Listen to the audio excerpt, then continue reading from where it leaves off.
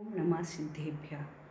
तीर्थंकर भगवंतों की विशुद्ध बरगड़ाओं से पावन एवं पवित्र यह भारत वसुंधरा, जिसे महर्षियों ने पुण्य धरा कहकर पुकारा है। तीर्थंकर भगवंतों की विशुद्ध एवं पुण्य बरगड़ाओं का ऐसा परम प्रभाव होता है कि उनका जन्म होते ही तीनों लोकों के संपूर्ण जीवों को सुख का अनुभव होता है। नरक के नारकी जीव भी तीर्थंकर का जन्म होने से क्षण भर के लिए दुख मुक्त हो जाते हैं। जिनके रोम रोम में संपूर्ण लोक के संपूर्ण जीवों के प्रति मैत्री भाव, वात्सल्य भाव होने से उनके शरीर का रक्त दुग्ध के समान धवल हो जाता है। जिन्होंने अहिंसामयी महानाद के साथ अनंत जीवों का कल्याण मार्ग प्रशस्त किया, इस युग के प्रथम तीर्थेश भगवान आदिनाथ स्वामी ने कर्मभूमि के प्रारंभ में जब संपूर्ण कल्प वृक्ष समाप्ति की ओर होने से लोगों में त्राहि त्राहि मच गई, तब उनकी आजीविका का चलाने के लिए असी मसी कृषि, वाणिज्य, व्यापार, शिल्प इन 6 कर्मों का उपदेश दिया था। परंतु हिंसा द्वारा उदरपूर्ति अथवा आजीविका का उपदेश कहीं नहीं दिया, लेकिन अहिंसा की भूमि में स्वार्थ और जिह्वालोलुपता वश उत्तरोत्तर जो हिंसा का तांडव नृत्य वृद्धिंगत हुआ, उससे आज संपूर्ण विश्व सर्वनाश की कगार पर आकर खड़ा हो गया है। जहाँ भारत की भूमि पर प्रभु भक्ति, गुरु भक्ति, जिनवाणी के मंगल गान गुंजायमान होते थे, वह भूमि बेगुनाह मूक पशुओं की चीत्कार, कराहा और पीड़ा से तड़प रही है। पुण्य की नौका पाप के भार से आज डगमगा रही है। पाप का घड़ा उबलकर फूट पड़ा है।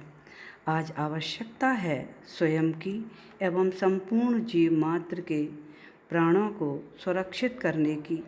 जिन जीवों को पूर्ण में और वर्तमान में हमने अज्ञानतावश अथवा बुद्धिपूर्वक तड़फा कर मारा, उन सभी जीवों के प्रति क्षमा भाव से भर जाओ और पूर्ण श्रद्धा भक्ति के साथ बीतरागी प्रभु की भक्ति में एकाग्रता पूर्वक तन्मय हो जाओ, क्योंकि एकमात्र जिनेंद्र भक्ति ही पूर्व संचित पाप कर्मों के क्षय करने में समर्थ है।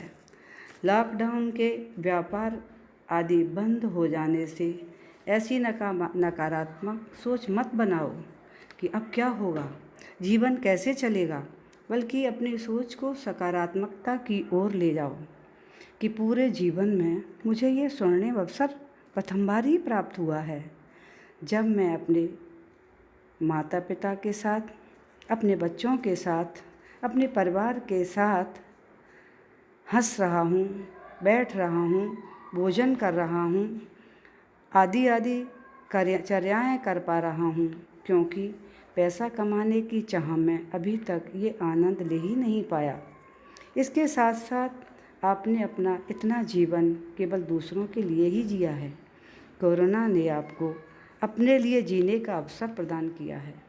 प्रभु की भक्ति, स्वाध्याय, जाप आदि के द्वारा आपको पुण्य कमाने का स्वर्णिम अवसर प्राप्त किया हुआ है। इसलिए बाहर के व्यापार, पैसा कमाने के व्यापार अगर आज बंद हो गए हैं तो विकल्प मत करना, अपने पुण्य कमाने के व्यापार को वृद्धिंगत करो कि हम कैसे कैसे पुण्य को बढ़ा सकते हैं। पुण्य कमाने के साथ साथ बस यही सकारात्मक भाव रखो कि सब अच्छा हो, सबका अच्छा हो, सबका मंगल हो, सब सुखी रहें। बस इसी सकारात्मक भाव के साथ अपने उज्जवल भविष्य के निर्माण के लिए प्रभु भक्ति के द्वारा स्वयं को अक्षय पुण्य के साथ तैयार करो। आज अक्षय तृतीया का पावन पर्व है, जब हस्तिनापुर की पावन भूमि पर राजा सोम एवं युवराज श्रेयांश कुमार ने 13 माह पश्चात भगवान ऋषभदेव की नवदा भक्ति पूर्वक इक्षु रस के द्वारा प्रथम पारणा कराकर दान तीर्थ का प्रवर्तन किया था और उस दान के साथ अपना मोक्ष मार्ग भी प्रशस्त किया था। आज जब संपूर्ण विश्व कोरोना वैश्विक महामारी से महायुद्ध लड़ रहा है, तो दान तीर्थ प्रवर्तन दिवस के शुभ अवसर पर आज हमें यही संकल्प करना है कि हम सभी संपूर्ण जीवों के प्रति क्षमा भाव के साथ उन्हें अपने समान आत्मा मानकर उन्हें दया, करुणा और वात्सल्य का दान देंगे।